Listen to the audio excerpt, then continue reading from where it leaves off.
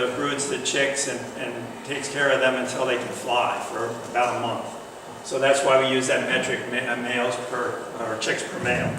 And you can see again, a number of years up until about that same time where we had the depression of the adult population, we also had pretty poor reproductive rates.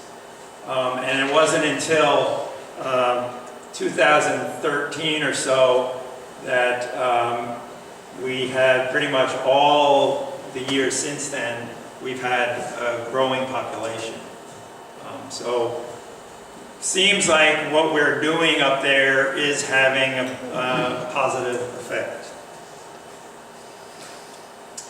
So streaked horned larks, another ground nesting bird. It's a passer and a songbird, and it also prefers younger plant communities, so more sparse vegetation, lower stature. A lot of the birds, the larks, are found in prairies, and as you may know, the prairies are really attractive places for development because they're nice and flat and clear and no trees to cut. So a lot of our prairies, native prairies, have disappeared. They also prefer to use, they also use coastal areas, and a lot of those areas have been modified either by development or the invasion of invasive plants like Ammophila and Scotch broom and Spartina and things like that. They don't nest in areas where Spartina is, but it's a similar type of thing. They also have a very restricted range. They used to range from British Columbia down to the Rogue Valley. Now there's one area in South Puget Sound, basically around Joint Base Fort Lewis McChord. Out on the coast here, on a few of the islands in the Columbia River and the Willamette Valley, and that's as far as they go. So a really restricted breeding range. We do the same type of monitoring, not to the same extent that we do with the plovers because of just capacity limitations and what we can do. But we do monitor, we do adult breeding surveys, we do monitor nests when we find them. Here's a nest with some eggs. They like a little bit of vegetation, a little bit more vegetation than the plovers. Plovers will range in anything from 0 to maybe less than 30% vegetation, whereas the plover or the larks like a little bit more, 20 to 40% vegetation, but it's all low statured and still open. They like that, both species like to have long sight distances, so long open spaces. They can see predators coming and they can forage around. So here's actually a nest pulled back. So this is the nest. Here it is a close-up. And the males have little feather tufts on them. That's why they're called horned larks. And then also part of the monitoring, part of the response, that once we take out the invasives, we're seeing response from the plants as well. Native plants, most of the plants at the beach are adapted to fairly harsh conditions. It's blowing sand, it's salt spray, fairly windy. If anybody lives or spends much time out on the beach here, you don't notice the days that are sunny, you notice the days that it's not windy out there. So there's a lot of harsh conditions. So the seeds of a lot of these plants are adapted to that harsh condition, and they can stay viable in the soil for a long time. And so all we need to do is give them a chance to germinate. And so by taking out that competition from that invasive plant, we're starting to see a great response by some of the native plants in the area. And this also then provides cover for like the larks. They can nest next to it. It provides feeding opportunities. They feed on insects and seeds, so it's giving them food source. And then we're also seeing an increase or finding some of the native pollinators. It's hard to see, but there's a ground nesting bee right here, and he's digging out this burrow. We have several, we've done some pollinator surveys out there and found several bees that are either towards the north end of their known range or that haven't really been found very often. So we're finding some interesting species out there as well. And so when we have native pollinators pollinating native plants, that's a good thing. So just from having this, taking out this one invasive plant, we're seeing response by a whole ecological community up there. So that part of that is monitoring both before and after. So we go in and do these transects where we're doing point intercepts and plots, like this 1 meter square plot where we're measuring the plant density and composition in an area before we take the beach grass out, and then go back later and we have a baseline. We can look at comparisons and see what the density of things like this beach strawberry and this seashore lupin are responding. So any questions on the Ledbetter part before I go? I probably don't have a lot of time for questions, but you can see me later if you want, or at dinner time. So the next part, I just want to introduce this project. We're just starting this up this year. It's going to be a multi-year project, but this is the one looking at shorebird and waterbird use throughout Willapa Bay. And so our goal is to identify the important habitat features so in the future we can manage them and maximize the avian abundance and diversity. And looking at that whole ecosystem level. And also an important part of it is looking at stressors and how those may affect the abundance and diversity of the birds that are here. So stressors, again, like we were talking about, some of the introduced eelgrass, the spartina, some of the bird survey work, shorebird survey work was done before the spartina really took off, and Kim has done some work in between, but we don't really have a complete picture of the entire bay, so that's what we're trying to get at. I talked about developing the protocols and developing the suitability model. So the surveys are going to be focused on the spring and fall migrations. So we have some resident birds that nest here, that breed here, and that are resident here year-round. Like I showed you the western snowy plover, they're kind of here all year round. Some of them leave, but we do have some wintering birds here. They breed here. Killdeer breed here. Some of the goose species, some of the goose species breed here. But then we also have a lot of migrants that come through. Shorebirds that are near Arctic or that nest and breed up in the Canadian or Alaska or British Columbia, and then they come through and they end up down in California, Mexico, Central America, or even South America. So we have some long distance migrants that come through, but they stop here and they come through in the spring and fall and stop here for food and some overwinter as well. So that's why we're focusing on those time periods, because we have the most birds to work with, and we can see where they're the different types of habitats that they're using while they're foraging and resting. So the work will involve shore-based surveys with some boat and the drone, the UAS components with that. We just started, we just did a pilot, kind of testing some of the protocols and things this the end of April to catch the spring migration. We're going to try to start up the project in earnest this fall, and it'll run through December 2020.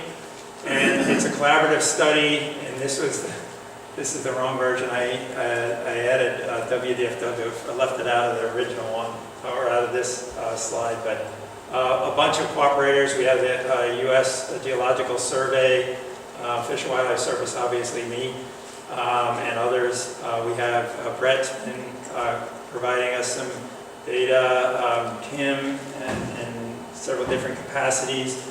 And we're also starting to engage with industry and volunteers. So we want to get, if people are really hardcore birders and are interested in It's going to be a lot of work, a lot of survey work, a lot of hours out on the bay, but we're hoping to get some really good information that then we can feed back into what's being done on other projects in the bay as well, and monitoring that aspect of the health of Willapa Bay. So with that, I'll wrap up and just put in a plug for the first Wings Over Willapa Festival, which will be the last Saturday in September. We've got a lot of its multi-groups participating in this. It's going to be a big bird festival in and around Long Beach, El Waco. There's all kinds of events and activities. So keep an eye out for that and mark that on your calendar. Thank you. Well, would you put some contact information on the bulletin board so people can take pictures? Just the whiteboard over here. Oh yeah, yeah. Okay. Just add some content to that. Okay. So.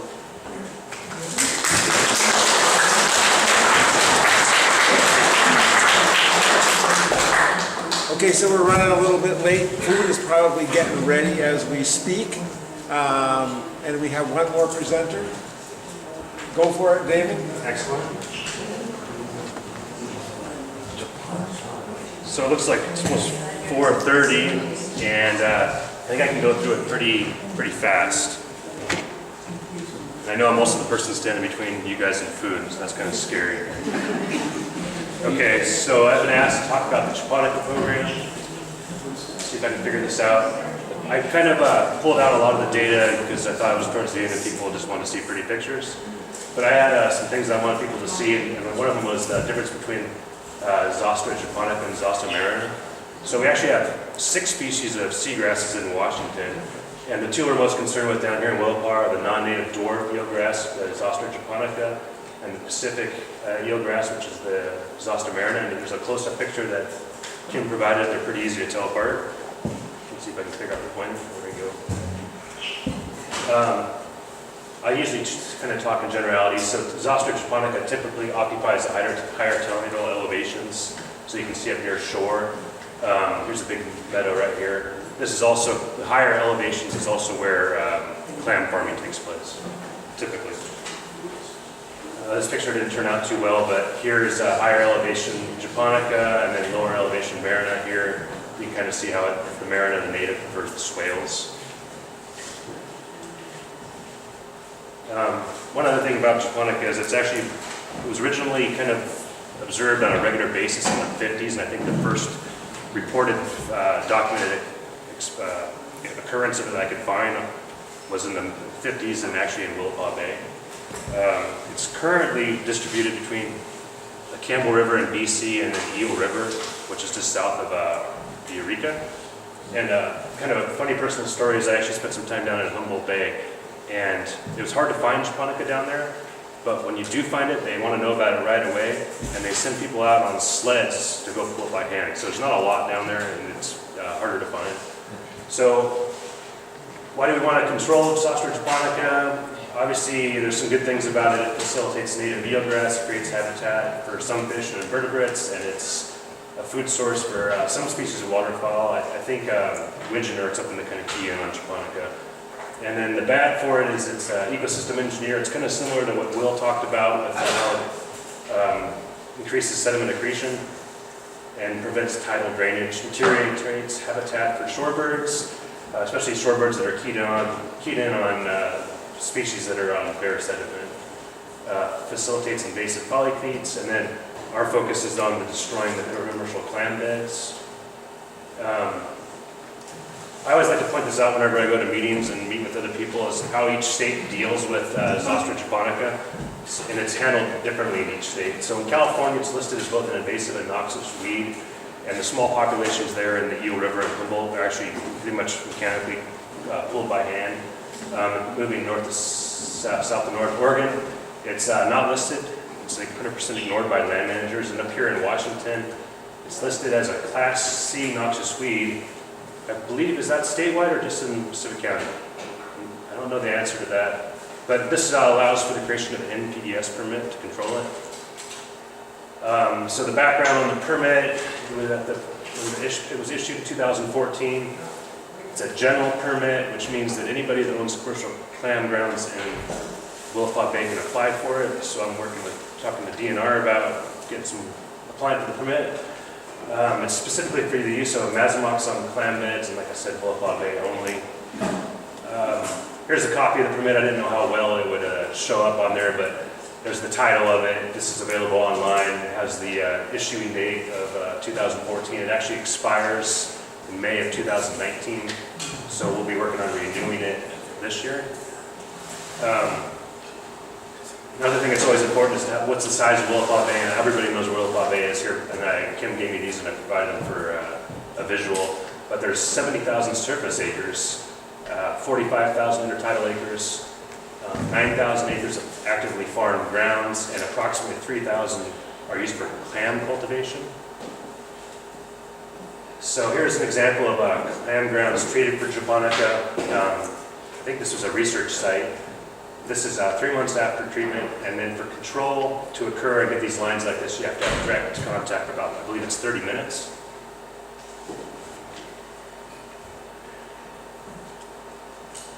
And then it's a little bit whited out on top there, but an example of clam control for clam grounds treated for Japonica.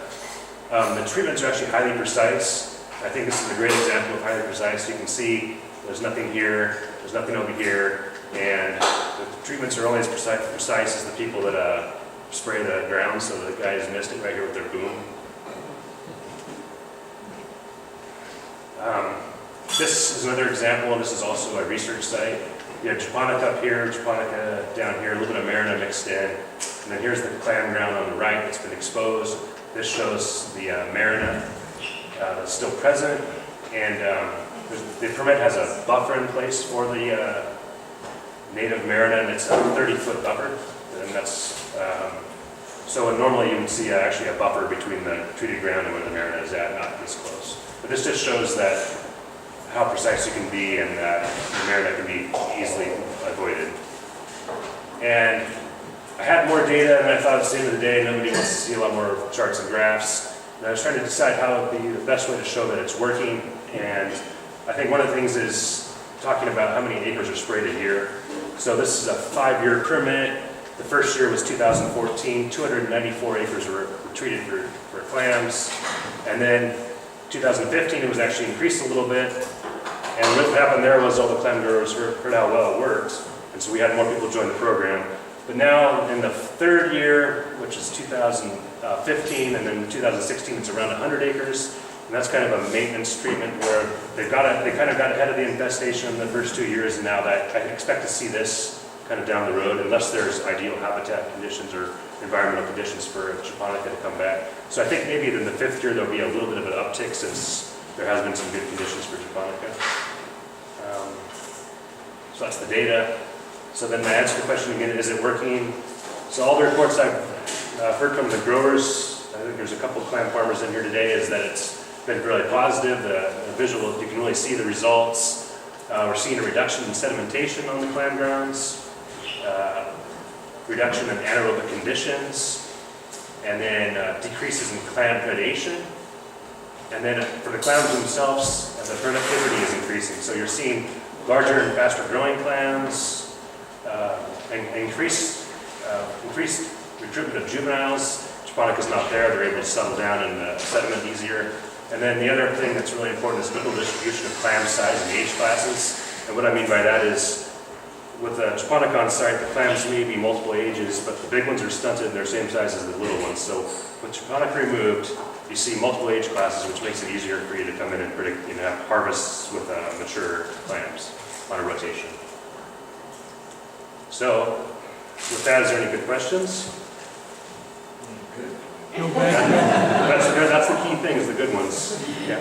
What is the impact, what do we know about the impact environmentally speaking? I mean, you're talking about the clams just growing and doing well, but are there issues that we're adding to? Well, so it's got a really short half-life, so you can see that it has to be on contact with the plant for 30 minutes.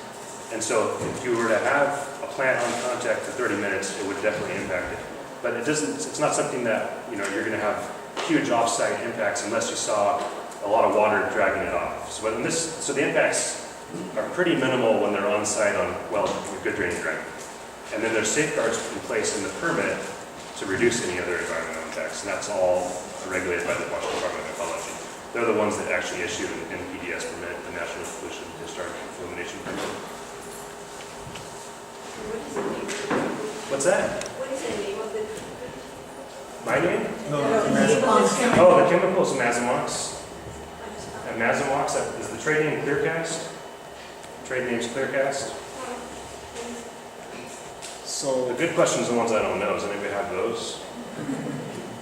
so maybe you can write down in that box your contact information. Yeah, I'll be here. Bulletin I'll be board. here. If you have any But write questions? something down for that for me. Is that it? That's 10 minutes. So, food is ready. I don't know if the salmon is quite ready, but everything else is, as far as I know. So, hop up, help yourself. And thank you for coming, and thank you for enjoying the conference. You're welcome to write comments again. I like comments. Thank you. Stay tuned.